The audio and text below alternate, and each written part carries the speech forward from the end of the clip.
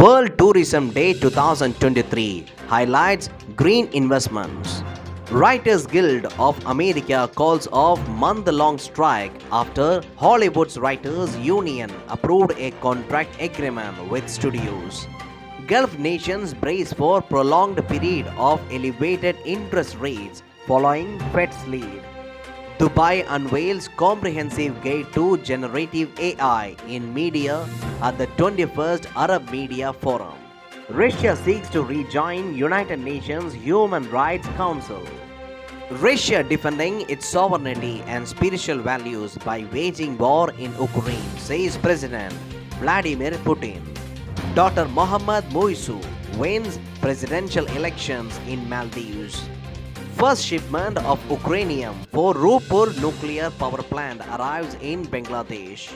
IMF says looming shutdown of US government poses avoidable risk to nation's economy.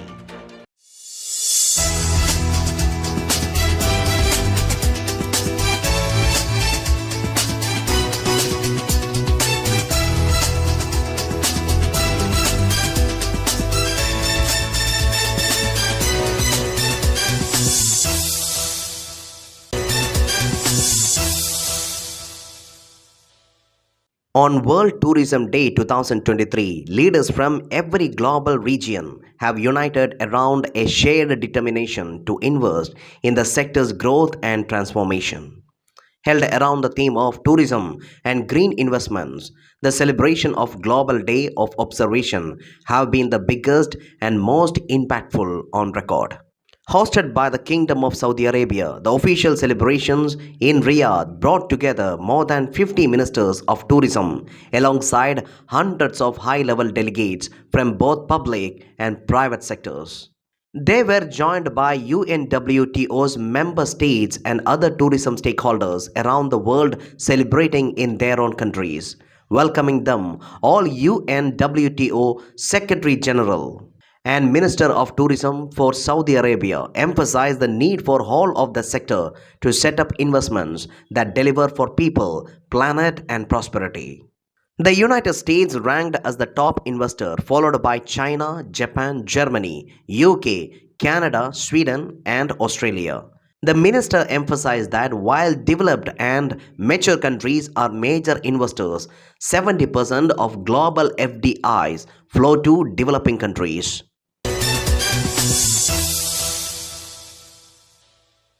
In United States, a month-long strike by Hollywood's writers was called off after their union approved a contract agreement with studios. The Writers Guild of American leadership voted unanimously to end the strike. Hollywood's Writers Union said its members could return to work from today, while they decide whether to approve a 3-year deal. The deal provides pay raises and some protections around the use of artificial intelligence, among other gains. It was proposed after 5 days of intensive talks between the Guild and the Alliance of Motion Picture and Television Producers. The 11,500 members have until October 9th to cast their votes on the proposed contract. The industry watchers expect it will be welcomed by the membership. The studios also agreed to meet at least twice a year with the Guild to discuss plans to use AI in film development and production under the agreement. This is expected to bring the industry at least partly back from a historic halt in production.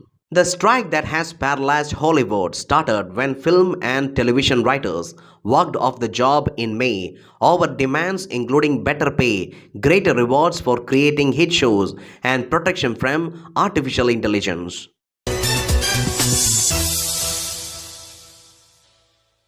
Economists are predicting that United Arab Emirates and other Gulf Cooperation Council countries will endure an extended period of elevated interest rates, closely mirroring the actions of United States Federal Reserve.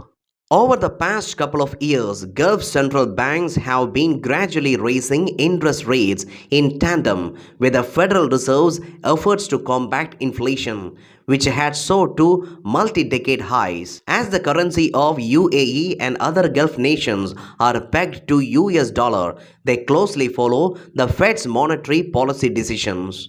The Central Bank of UAE recently announced its decision to maintain the base rate applicable to the overnight deposit facility at 5.40% effective from September 21. This move followed UAE's central bank's decision to raise rates on July 26 by 25 basis points, increasing it from 5.15% to 5.40% in response to the US Federal Reserve Board's announcement of 25 basis point increase in the interest of reserve balance. In a significant move towards harnessing the power of artificial intelligence in the media landscape, UAE Ministry of Artificial Intelligence, Digital Economy and Remote Work Applications in collaboration with Dubai Media Council has officially launched a groundbreaking guide titled 100 Practical Use Cases of Generative AI in Media. The unveiling took place on the opening day of 21st Arab Media Forum in Dubai, which commenced on September 26th.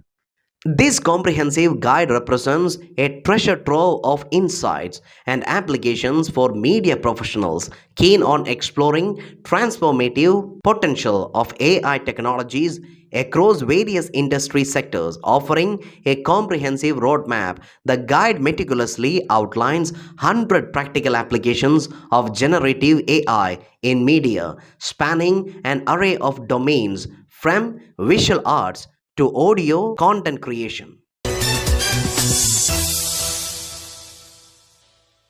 Russia is seeking to rejoin United Nations Human Rights Council in an election that will be seen as a key test of its international standing. It was expelled from UN's preeminent human rights body last April after its forces invaded Ukraine. But now Russian diplomats are seeking to get their country re-elected to the council for a fresh 3-year term. The voting will take place next month. Diplomats said Russia is hoping to regain some international credibility after being accused of human rights abuses in Ukraine and within its own borders. The UN Human Rights Council is based in Geneva and has 47 members, each elected for a 3-year term. In the next elections, due on 10th October, Russia will compete with Albania and Bulgaria for 2 seats on the council reserved for Central and Eastern European countries. The voting will involve all 193 members of UN General Assembly in New York.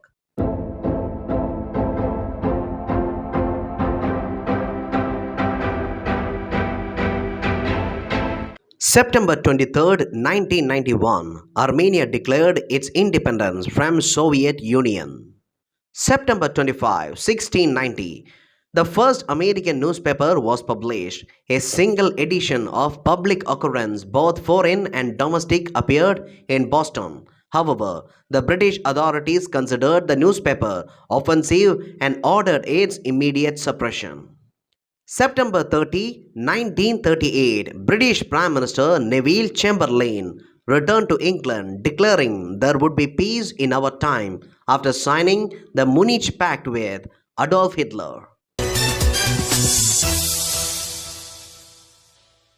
Russia is defending its sovereignty and spiritual values by waging war in Ukraine. President Vladimir Putin said this in a video address which was posted on the Kremlin website as Moscow marked the anniversary of the annexation of 4 Ukrainian regions.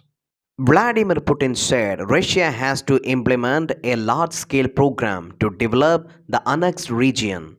Mr. Putin insisted that the annexation was carried out in full accordance with international norms, as he claimed that residents of Donetsk, Luhansk, Zaporizhia, and Kherson regions had again expressed their desire to be a part of Russia in local elections earlier this month.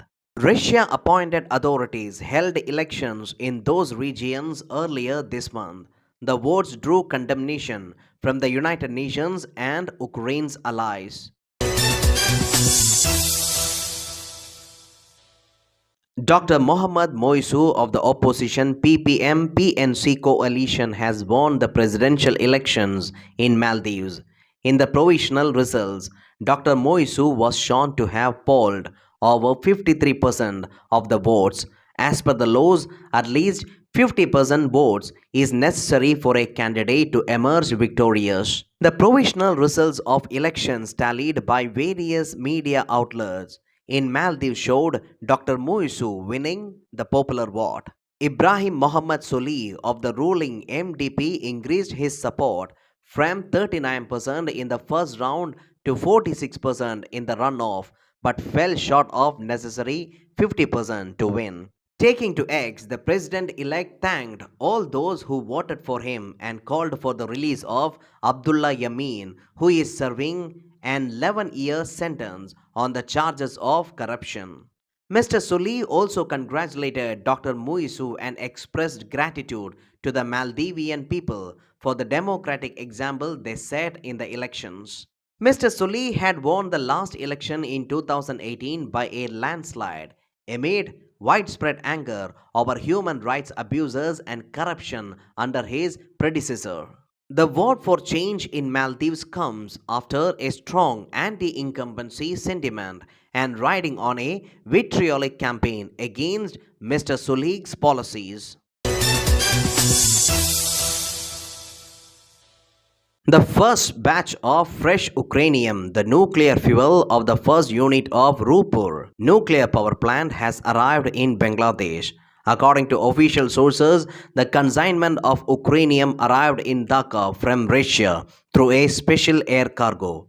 The project director of Rupur Nuclear Power Project confirmed the arrival of nuclear fuel but would not provide details of the air shipment of nuclear fuel on security grounds. Sources said Director General of the Russian State Atomic Energy Corporation will hand over the fuel officially to the project authority in Rupur project on 5th October. Prime Minister Sheikh Hasina and Russian President Vladimir Putin are expected to virtually join the function. It will be then taken to project site at Rupur by road. Army and law enforcement personnel will be in charge of special security in this Ukrainian transportation. International Monetary Fund has said a looming shutdown of US government posed an avoidable risk to the nation's economy. IMF spokesperson also urged parties to reach consensus on continued funding for the federal government. To prevent the furloughs of hundreds of thousands of federal employees and the suspension of various essential services, including economic data releases and nutrition benefits, Congress needs to pass legislation that can be signed into law by President Joe Biden before midnight on Saturday. This would mark the fourth government shutdown in the past decade. The political deadlock stemmed from bitter ideological differences among Republicans in the House of Representatives. House Republicans have rejected spending levels for fiscal year 2024 set in a deal Speaker Kevin McCarthy had negotiated with Biden in May.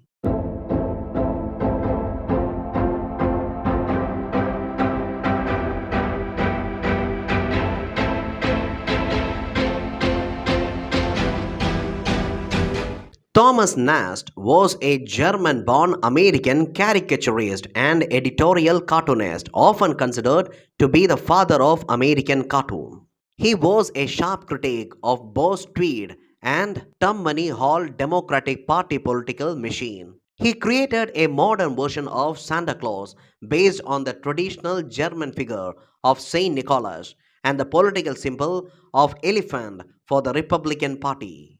Contrary to popular belief, Nast did not create Uncle Sam, the male personification of United States federal government, Columbia, the female personification of American values, or the Democratic donkey, although he did popularize those symbols through his artwork. Nast was associated with magazine Harper's Weekly from 1859 to 1860 and from 1862 until 1886 Nast's influence was so widespread that Theodore Roosevelt once said Thomas Nast was our best teacher.